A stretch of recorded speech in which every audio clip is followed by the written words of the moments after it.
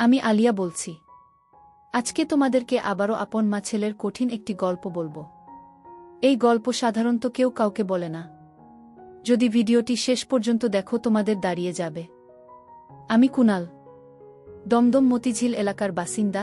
আমাদের বাড়ি আজও একান্নবর্তী মা বাবা, কাকা কাকিমা আর আমার বাবার বড় ভাই জেঠামশাই ও জেঠিমাকে নিয়ে এক জমজমাট সংসার।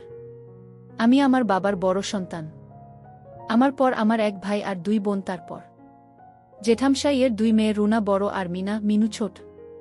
কাকার এক ছেলে বয়স ৮ বছর। আমাদের বাড়িতে সবাই হাসিখুশিভাবে জীবন যাপন করেন। মোটামুটি সচ্ছল পরিবার, কোনো অভাব আমাদের ছিল না। আমাদের বাড়িতে দোলের দিন বেশ বড় করে পুজো করা হয়, এবারও তাই হয়েছিল। আমাদের পাড়াতে সকাল 10টা থেকে রাত 10টা পর্যন্ত দোল খেলা হয়। আমার কোনো বাড়ি সকালে দোল খেলতে পারি না, আমাদের খেলা শুরু হয় দুপুর থেকে, যতক্ষণ না বাড়ির পুজো শেষ হচ্ছে। আমরা সবাই মিলে পুজোর কাজে সাহায্য করি মা কাকিমা জেঠিমাদের। এবার পুজো শেষ হতে হতে 2টা 30 হয়ে গেল। আমরা ভাইবোনেরা পুজোর প্রসাদ খেয়ে যে যার বন্ধুদের সাথে রং খেলতে বেরিয়ে পড়ি। আর এবারও প্রায় 3টা নাগাদ আমি বেরিয়ে পড়লাম। আমাদের বাড়ির কয়েকটা বাড়ি পরে একটা সরু গলি আছে, কোনো একসময় ওইখানে নর্দমা ছিল, আজ আর নেই। এখন শুকনো খটকটে একটা কানা গলি মাত্র। আর গলিতেই আমার কুমার জীবনের অবসান হয়েছিল, আর তাও আমার জেঠামশাইয়ের বড় মেয়ে রুনাকে নিয়ে। আমরা 3জন বন্ধু মিলে দোলের আগেই ঠিক করেছিলাম যে একটু সন্ধ্যের দিকে ওই গলিতে ঘাপটি মেরে থাকব, আর কোনো মেয়ে ওখান দিয়ে গেলে তাকে পাকড়াও করে গলির ভিতরে নিয়ে যাব। আমরা 3জনই খুব ভালো আর ভদ্র ছেলে বলে পরিচিত।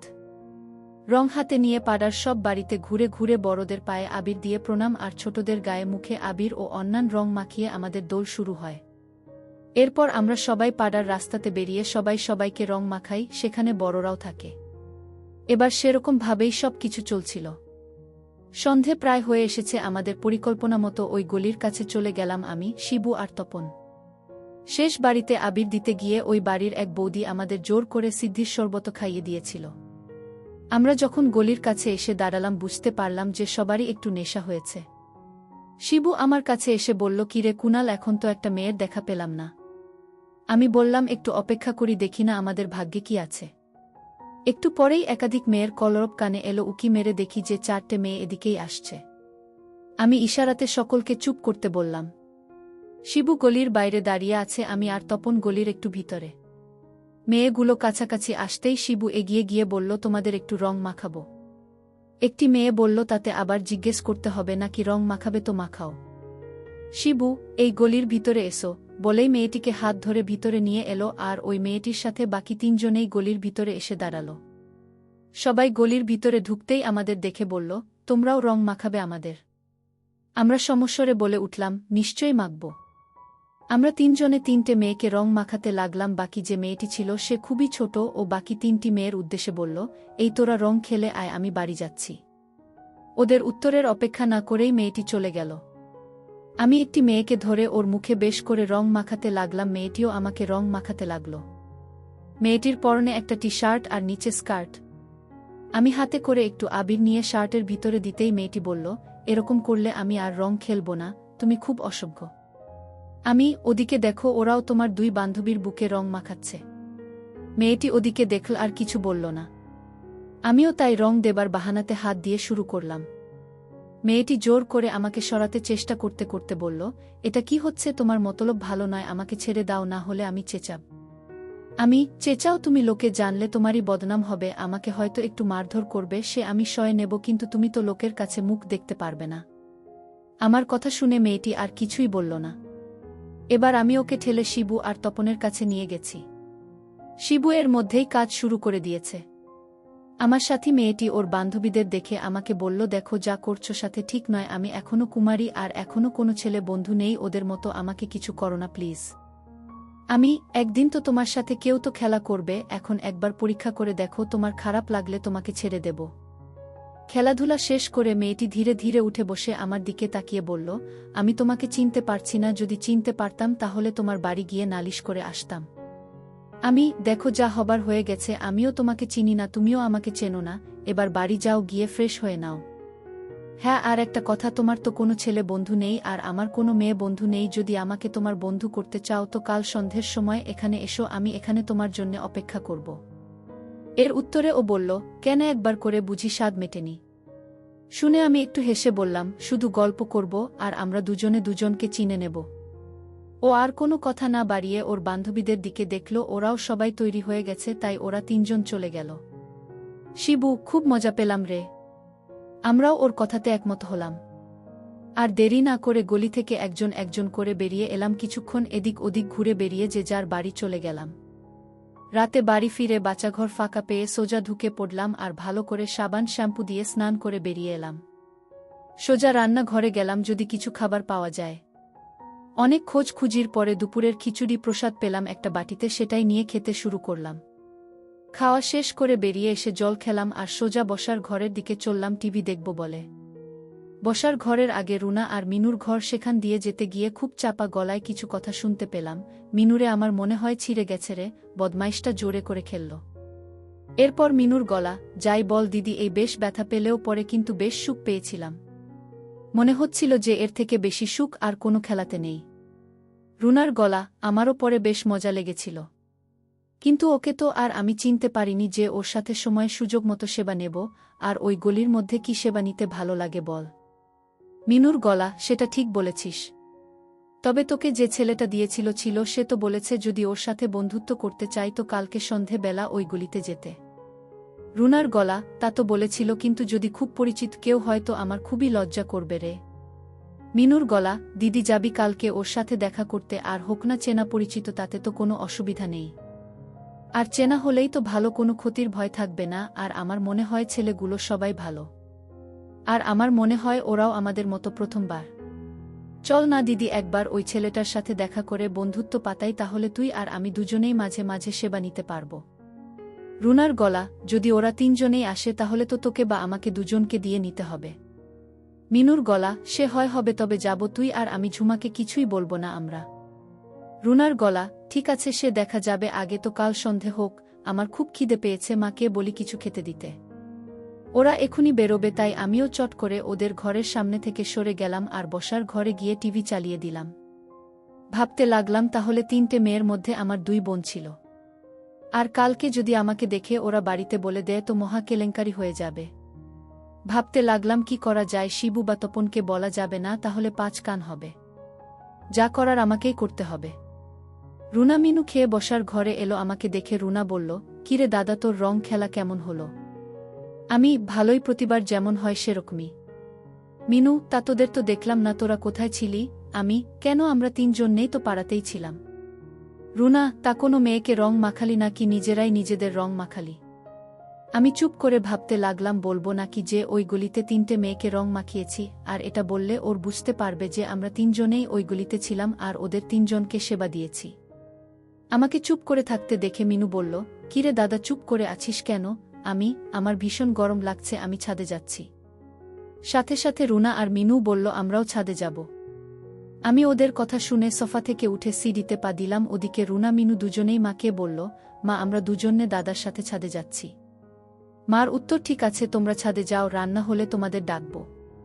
আমি ওদের আগেই ছাদে চলে এলাম। কোথায় বসবো ভাবছি, এরই মধ্যে রুনা মিনু ছাদে উঠে এলো আর সাথে একটা মাদুরও নিয়ে এসেছে। মাদুর বিছিয়ে আমাকে রুনা বলল, আয় দাদা, মাদুরে বস। আমিও মাদুরে গিয়ে বসলাম। বসার পরে মিনু জিজ্ঞেস করল, এবার তো আর গরম লাগছে না, এবার বল, আজ তোরা তিন বন্ধুতে নতুন কিছু করলি কিনা? আমি, ঠিক আছে, আমি সব বলবো, কিন্তু তার আগে তোরা বলবি।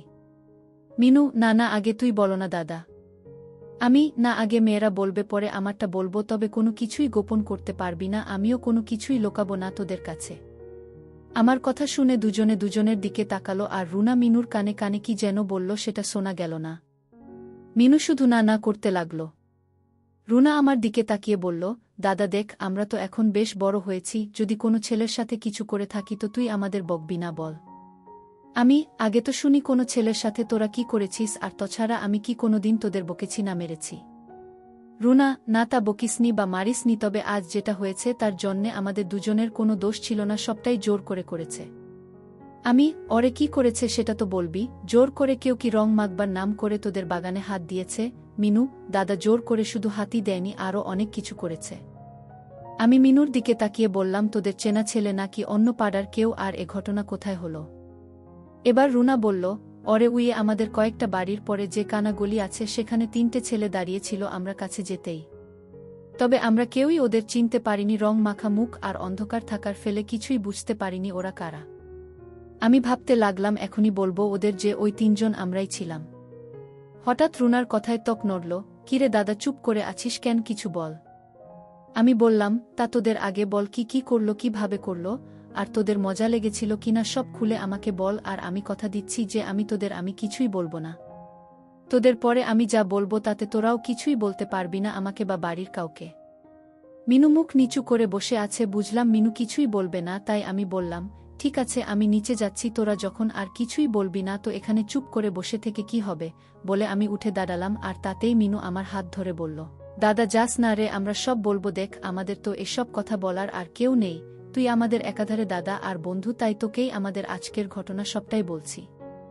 এরপর দুজনে সব কিছু আমাকে বলতে লাগলো, আর ওদের বলা শেষ হলে আমি বললাম, ওরা কি ভিতরে ফেলেছে নাকি বাইরে? রুনা বলল, আমার পিটার উপরে ফেলেছে, আর মিনু একই কথা বলল। রুনা আরও বলল যে, জানিস দাদা, আমার ছোট কাপড়টা টেনে ছিঁড়ে ফেলেছিল, সেটা হয়তো এখনো ওখানেই পড়ে আছে। আমি ভাবতে লাগলাম যে সেটা তো আমি আসার সময় পকেটে করে নিয়ে এসেছি।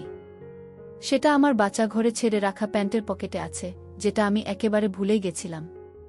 তাই চট করে উঠে দাঁড়িয়ে ওদের বললাম, তোরা একটু বস, আমি একটু বাচ্চাঘর থেকে আসছি, বলেই খুব তাড়াতাড়ি সিঁড়ি দিয়ে নেমে এলাম আর সোজা বাচ্চাঘরের দরজার কাছে গেলাম। আর তখনই বাচ্চাঘরের দরজা খুলে কাকিমা বেরিয়ে এলেন, আমাকে দেখে বললেন, কিরে কুনাল, ছোট বাইরে নাকি বড় বাইরে?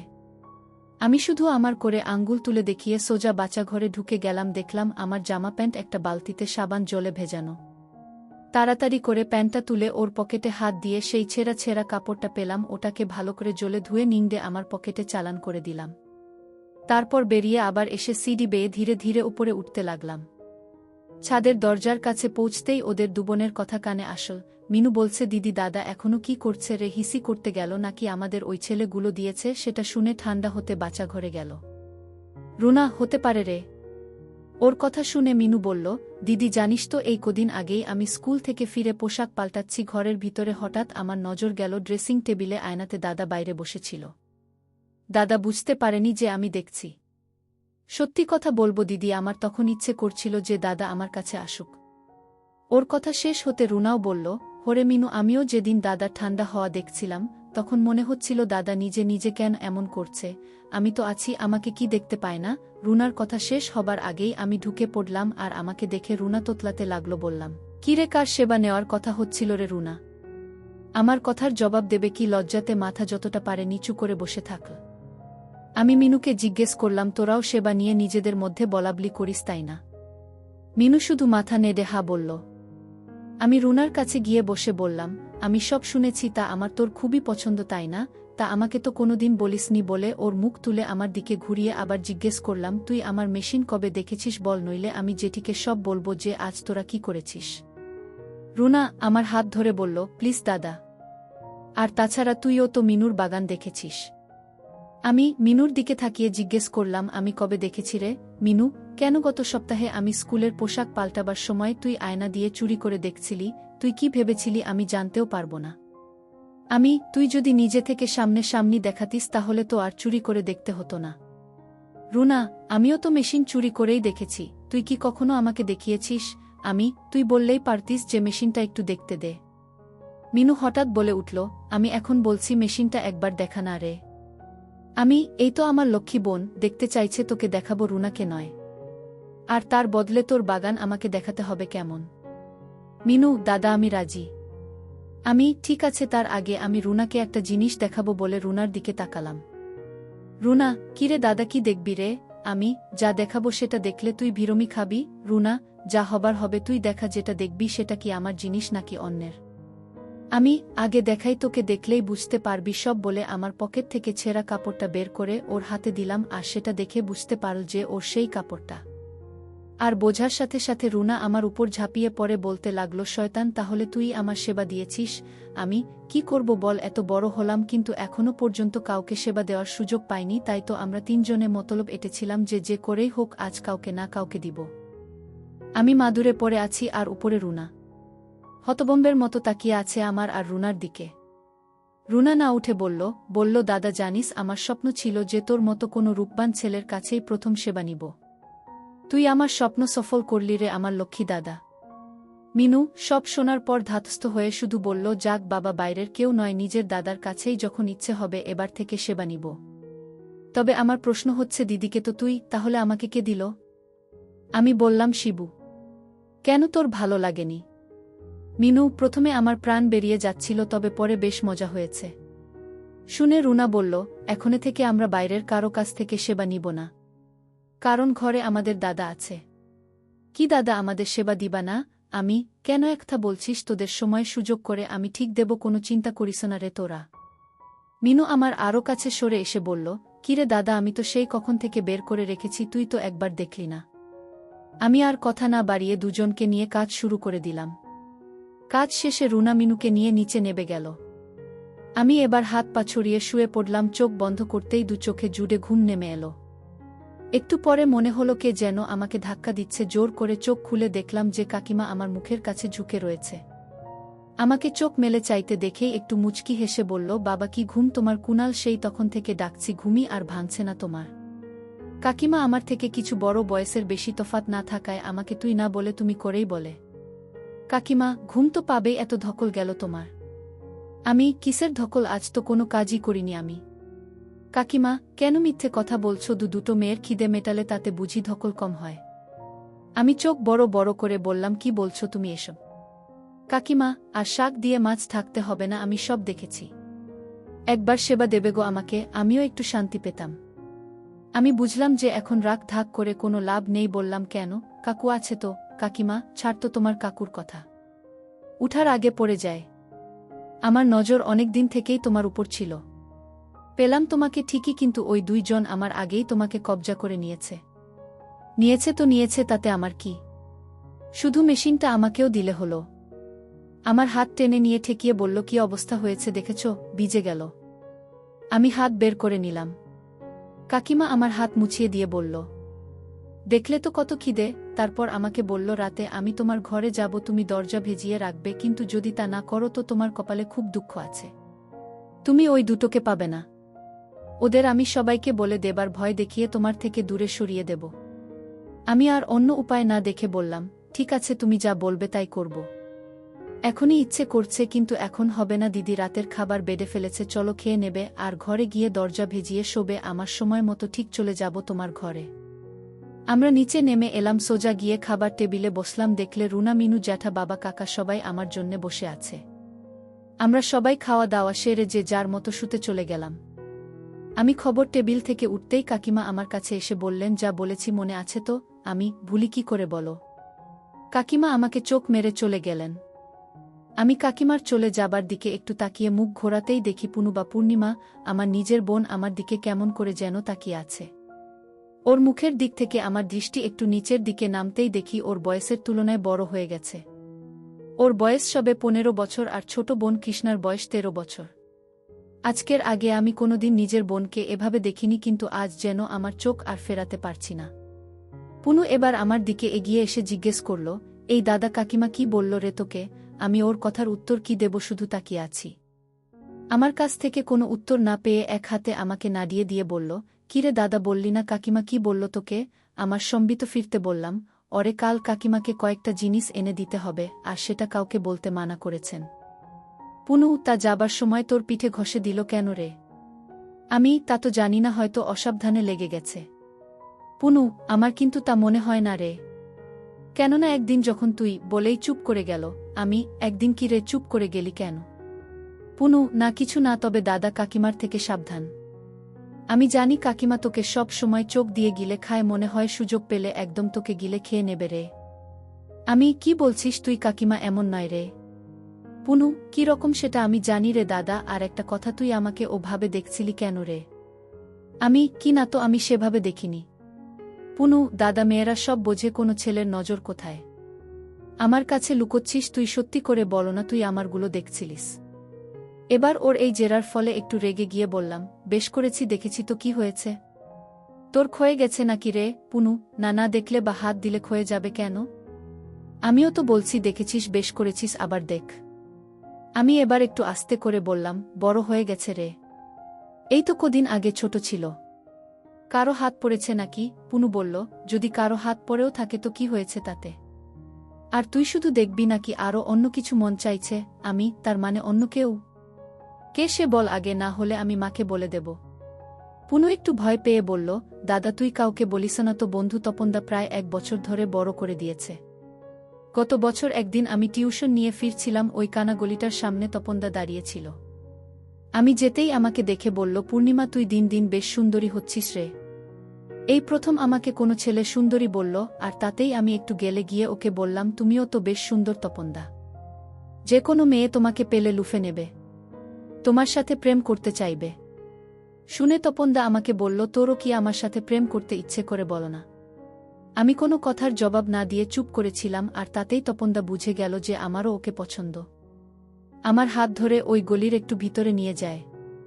এসবে আমারও খুবই ভালো লাগতে লাগল। সেই থেকে যখনই সুযোগ পাই তপনদার সাথে প্রেম করি, তবে কোনো দিনই ও নিচের জিনিস ব্যবহার করেনি, শুধু হাত দিয়েছে। আমি এবার বেশ গম্ভীরভাবে বললাম, এরপর আর কোনোদিন তপন বা অন্য কোনো ছেলের কাছে যাবি না। তুই যদি এরপর ওর কাছে যাস তো আমি মা বাবাকে সব বলে দেব। পুনু, দাদা একটা কথা বলবো তোকে। আমি, বল। আমি তপনদার কাছে আর যাব না যদি তুই আমার জিনিসটা ব্যবহার করিস। তবেই যাওয়া বন্ধ করব। আমার একটা অভ্যাস হয়ে গেছে, তাই আমি সেবা না দিয়ে থাকতে পারবো না। আমি, ঠিক আছে সে দেখা যাবে, এখন যা শুয়ে পড়, বলে আমি চলে আসতে যাব, তখনই পুনু পেছন থেকে বলল, যা দরজা ভাজিয়ে শুয়ে পড়, কাকিমা আসবে। আমি, তুই কি বলছিস এসব? কাকিমা কেন আসবে আমার ঘরে? পুনু, দেখ দাদা, আর আমাকে ভোলাস না। আমি শুনেছে কাকিমা তোকে দরজা ভেজিয়ে রেখে শুতে বলেছে, আর আমি জানি কাকিমা তোর সাথে শুধু গল্প করতে যাবে না, কাকিমা তোকে দিয়ে সেবা নিতে চাই। সে তুই যা খুশি কর, তবে আমাকেও সেবা দিতে হবে। আমি বললাম, ঠিক আছে, এবার যা, কেউ দেখে ফেলবে, আর আমি তোকে নিয়ে কাল থেকে শুরু করব। আমার কথা শুনে হামি দিয়ে ছুটতে চলে গেল। আমি আমার ঘরে গিয়ে শুয়ে পড়লাম, ভাবলাম একদিনেই সব কেমন পাল্টে গেল। গতকাল ও আমি এসব ভাবতেও পারতাম না, আর আজ সবাই আমার সেবা নিতে চাইছে। একটু পরে আমার ঘরের ভেজানো দরজা একটু ফাঁক করে কেউ একজন ঢুকলো, বুঝলাম কাকিমা এলো। ঢুকে দরজা ভালো করে বন্ধ করে কানের কাছে মুখ নিয়ে বলল, কি গো, ঘুমিয়ে গেলে নাকি? আমি উত্তর দিলাম, না না, ঘুমোইনি। এবার মেশিনটা বের করো না, একটু ভালো করে দেখি। আমি বের করে দিলাম। বেশ কিছুক্ষণ পরিশ্রম করার পর আমার দু চোখে রাজ্যের ঘুম নেমে এলো। আমি যে কখন ঘুমিয়ে পড়েছি আর কখন কাকিমা চলে গেছে কিছুই জানি না। সকালে পুনুর ডাকে ঘুম ভাঙল, চোখ মেলতেই দেখি পুনু আমার মুখের দিকে তাকিয়ে মিচকি মিচকি হাসছে। পুনু, কিরে দাদা, কাকিমাকে বার দিলি? আমি, একবার, আর তাতেই কাকিমা কাহিল। পুনু বলল, কাকিমাকে দেখলাম খুব খুশিতে আছে, বেশ সেবা নিয়েছে তোর কাছে। আমাকে ওর দিকে তাকাতে দেখে বলল, কিরে দেখবি এখন? বলেই বের করে দিল। আমি দরজাটা বন্ধ করে দিয়ে একটু সময় আমার দিকে তাকিয়ে থেকে মুখে কিছু না বলে দরজা দিয়ে বেরিয়ে গেল, আর আমি বোকার মতো দরজার দিকে তাকিয়ে রইলাম, আর আফসোস হতে লাগল। হঠাৎ দেখি কাকিমা ঘরে ঢুকলো, আমার কাছে এগিয়ে এসে বলল, তোমাকে একটা কথা বলি, কাল পুনু লুকিয়ে আমাদের দেখেছে, আর আমাকে রান্নাঘরে টেনে নিয়ে গিয়ে সেটা বলেছে। যদি তুমি পুনুকেও দাও তো ও কাউকে বলবে না, না হলে সবাইকে বলে দেবে। তাই আমি পুনুকে পাঠাচ্ছি। আমি বাইরেটা দেখছি, বুঝেছ, তোমার কোনো ভয় নেই। পুনু ঘরে ঢুকলো আর কাকিমার দিকে তাকিয়ে বলল, কি গো কাকিমা, তোমার প্রেম করা হলো? কাকিমা, হ্যারে নে, এবার তোরা শুরু কর, বলে চলে গেল। পুনু দরজা বন্ধ করে উপরে উঠে এলো। কাজ শেষে পুনু আমার কানের কাছে মুখ নিয়ে বলল, দাদা, এত মজা আমি যদি আগে জানতাম তবে অনেক আগে থেকে শুরু করতাম। আমার একটু ক্লান্তি লাগছিল, তাই 10 মিনিট একটু চুপ করে শুয়ে থাকার পর উঠলাম আর সোজা বাচ্চাঘরে গেলাম হালকা হতে। ফ্রেশ হয়ে বাচ্চাঘর থেকে বেরিয়ে খাবার টেবিলে গিয়ে বসতেই কাকিমা চা নিয়ে এলেন। আমার দিকে ঝুঁকে জিজ্ঞেস করল, কি কে কেমন লাগলো? পুরটা নিতে পেরেছিল নাকি অর্ধেক? আমি, না গো কাকিমা, পুরোটাই, তবে বেশ কষ্ট করতে হয়েছে। কাকিমা, তা বেশ হয়েছে, কিন্তু তাকে পেয়ে যেন আমাকে ভুলে যেও না, আর একটা কথা, আমাকে হাতে রাখলে আরও অনেক নতুন নতুন জিনিস পাবে। মিনি আর রুনাকেও আমার দলে টানতে হবে, তাহলে আর কোনো চিন্তা করতে হবে না আমাদের, কি বলো? তবে তার আগে আমি তোমাকে টাকা দেব বেশ কিছু ট্যাবলেট কিনে, যেন যাতে করে কারো আটকে না যায়, শুধু ওদের 3 জনের জন্যেই আমার চিন্তা। আমি, তুমি কিচ্ছু চিন্তা করো না, আমি সেদিকে খেয়াল রাখব, আর ট্যাবলেট নিয়ে আসব, বুঝলে? দেখো কাকিমা, তুমি যখন তখন আমাকে তোমার শোকেস খুলে দেখিও না, বোঝো না কেন তাতে করে আমি গরম হয়ে যাই? কাকিমা, তা গরম হয়েছে যখন ঠান্ডা করো, কাউকে দিয়ে আমাকে এখন পাবেন, কারণ দিদি রান্নাঘরে এক রয়েছে, দিদিকে একটু সাহায্য করতে হবে। এর মধ্যে রুনা এসে দাঁড়িয়েছে, জিজ্ঞেস করল, কাকে সাহায্যের কথা বলছো কাকি? বলো তাহলে, আমার হাতে এখনো 1 ঘন্টা সময় আছে। কাকিমা, আমাকে সাহায্য করতে হবে না, তোর নিজের দাদাকে সাহায্য কর, বলে চোখ মেরে চলে গেল। কাকিমা চলে যেতে রুনা আমাকে জিজ্ঞেস করল, কাকিমা কি বলে গেল রে? আমি, নিচের ইটা ঠান্ডা করতে হলে তোকে সাহায্য করতে হবে রে, আর সেটাই কাকিমা বলে গেল। রুনা চোখ বড় বড় করে আমাকে বলল, সে কিরে দাদা, আমাদের কথা কাকিমা জানল কি করে রে? আমি, কাল রাতে যখন আমরা 3 জন নিজেদের নিয়ে মেতেছিলাম তখন কাকিমা আড়াল থেকে সবটাই দেখেছে, আর তাই তো কাকিমাকেও আমাদের দলে টানতে কাল রাতে সবাই ঘুমিয়ে যাবার পর কাকিমাকেও একবার দিতে হলো। আবার আজ সকালে পুনু সব কিছু জেনে ফেলেছে বলে ওকেও ভোরবেলা দিলাম। রুনা একটু চুপ করে থেকে বলল, একদিক থেকে ভালোই হয়েছে, কাকিমা থাকলে কেউই আমাদের সন্দেহ করতে পারবে না। কিরে দাদা, এখনই দিবি তো? চল আমার ঘরে, আমি মাকে বলে আসছি যে তোর কাছে অঙ্ক করছি, এখন দাদাকে কোনো কাজ দেবে না, বলে রুনা চলে গেল রান্নাঘরের দিকে। আমি একটু পর রুনাদের ঘরে গেলাম, ঢুকেই দেখি মিনু একসেট দাঁড়িয়ে আছে। আমাকে দেখে ধাকার করার চেষ্টা করল। তাই দেখে আমি বললাম, ও তো বড় জিনিস, কি তোর ওইটুকু হাতে ঢাকা যাবে? মিনু, না রে দাদা, এটা মেয়েদের স্বভাবত লজ্জা, হাত সরিয়ে নিয়েছি, দেখ ভালো করে। আমি এগিয়ে গেলাম। আমাকে বলল, দাদা একবার দে না, আমার খুব খিদে হয়েছে। পেছন থেকে গলা পেলাম, দে দে দাদা, আগে ওকেই একবার দে, তারপর নয় আমাকে দিস। দুবনের খিদে মিটিয়ে সবাই বেরিয়ে এলাম ঘর থেকে। ওদিকে কাকিমা আমাদের ওর ঘরে ডাকল, কথা আছে বলে। আমি মিনু আর রুনা কাকিমার ঘরে গেলাম, দেখি পুনু সেখানে আগেই হাজির। আমরা ঢুকতেই কাকিমা দরজা বন্ধ করে বলল, আমার সবাই যে সব কাজ করছি সেগুলো শুধু আমাদের মধ্যেই থাকবে। রুনা বলল, কাকি, আর একজনকে শুধু আমাদের দলে নিতে হবে, সে যদিও আমাদের পরিবারের কেউ নয়, আমার খুবই কাছের বন্ধু ঝুমা। দাদা, ওকেও যদি আমাদের দলে নেয় তো কি খুব ভুল হবে? কাকিমা, দেখ রুনা ও বাইরের মেয়ে, যদি কোনোদিন তোদের মধ্যে ঝগড়া হয় তো অন্য কাউকে বলেও তো দিতে পারে। তখন কি হবে বল? রুনা, না না কাকি, ও এরকম মেয়েই নয়, আমি আজ বিকেলে আমাদের বাড়িতে নিয়ে আসব। তুমি দেখে যদি বলো যে নেয়া যাবে না আমাদের দলে তো ঠিক আছে। দাদা ওকে আলাদা করে নিজের ঘরে নিয়ে খিদে মিটিয়ে দেবে। আর যদি মনে হয় যে ওকে দলে নেওয়া যাব, ভালো, আর সবটাই নির্ভর করছে তোমার উপর। কাকিমা, ঠিক আছে, আগে তো আসুক, ওর সাথে কথা বলি, তারপর জানাব। সবকিছু মন দিয়ে শুনছিল পুনু, তারপর মুখ খুলল, আমি একটা কথা বলতে চাই, দেখো আমার কথা তোমাদের পছন্দ হয় কিনা। সবাই সমস্বরে বলে উঠল, ঠিক আছে বল শুনি। পুনু, আমার এক বন্ধু আছে, ওর নাম শামিমা, ওর দাদাকে খুবই পছন্দ, আর ওর দেখতেও দারুণ। আমাকে মাঝে মাঝেই বলে, পূর্ণিমা, আমি যদি হিন্দু হতাম তো তোর দাদাকে বিয়ে করতাম, সেটা তো আর সম্ভব নয়, তবে যদি একবার অন্তত তার কাছে নিজেকে বিলিয়ে দিতে পারি তো আমি সার্থক হয়ে যাব। তাই বলছিলাম, দাদা যদি একবার শামিমাকে করে তো কি এমন ক্ষতি হবে? তবে ওকে বা ঝুমাকে দুজনকেই আমাদের দলে নেবার কোনো মানে হয় না। পুনুর কথায় সবাই একমত, আমাদের দলে বাইরের কাউকে নেয়া হবে না, তাতে আমাদের সম্মান নষ্ট হবার ভয় আছে। এসব কথা বলার পর কাকিমা আমার কাছে এসে বলল, দেখি মেশিনের অবস্থা কি রকম। দেখে বলল, এখন ছেড়ে দিলাম, কিন্তু রাতে আর যাকেই সেবা দাও না কেন আমি যেন বাদ না যাই, সেটা খেয়াল রেখো। এরপর কাকিমা আমার বোনেদের বলল, দেখ তোরা কুনালকে দিয়ে সেবা নিচ্ছিস নে, তবে মাঝে মাঝে নতুন কাউকে নিয়ে আসিস। না হলে ওর আমাদের সবাইকে বেশি দিন সেবা দিতে ভালো লাগবে না, একঘেয়েমি এসে যাবে। দেখ আজ কাককে নিয়ে আসবি তোর দাদার কাছে। পুনু, কাকি, আমি তো এখনই শামিমাকে ফোন করে আনতে পারি, কিন্তু কাজটা হবে কোথায়? কাকিমা, অরে সে চিন্তা তোকে করতে হবে না, তবে এখনই নয়, দুপুরে খাওয়া দাওয়া করে দিদি আর বড়দি যখন শুতে যাবে তখন নিয়ে আসতে পারিস, আমার ঘর তো ফাঁকাই থাকে, টুবাই তো দিদির কাছেই দুপুরে ঘুমোতে যাবে। পুনু, ঠিক আছে, আমাদের আজ স্কুলে হাফ ছুটি স্পোর্টের জন্যে, তারপর আমি শামিমাকে নিয়ে সোজা আমাদের বাড়ি চলে আসব। সব শুনে রুনা বলল, তাহলে আমি ঝুমাকে কখন নিয়ে আসব বল? কাকিমা, কেন সন্ধে বেলা নিয়ে এসে ওর ঘরে নিয়ে গিয়ে? তবে তোরা বেরিয়ে আসবি। আর দোলের দিন এর কথা যেন ঝুমা না জানে।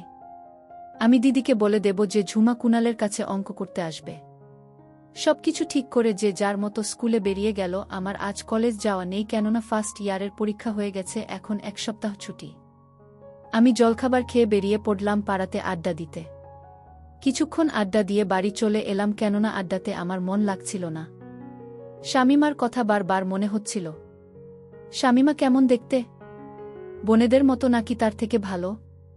এই সব শুধু মনে ঘুরপাক খাচ্ছিল। বাড়ি ফিরতেই মা আমাকে জিজ্ঞেস করল, কিরে খোকা, এত তাড়াতাড়ি বাড়ি ফিরে এলি, তোর শরীর খারাপ নাকি?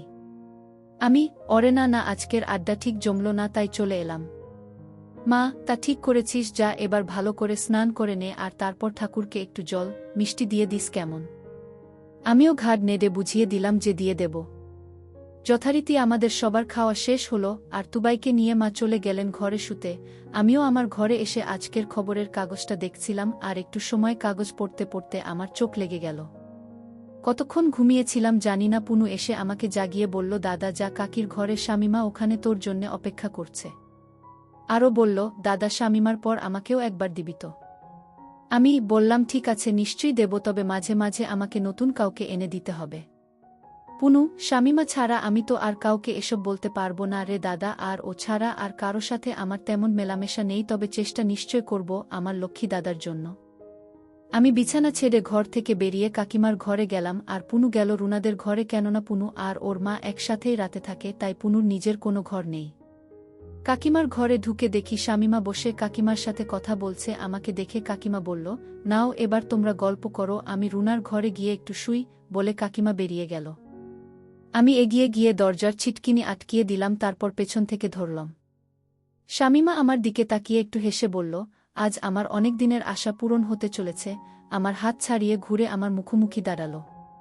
প্রথমবার শামিমা আমার কাছ থেকে সেবা নিয়ে অনেক খুশি।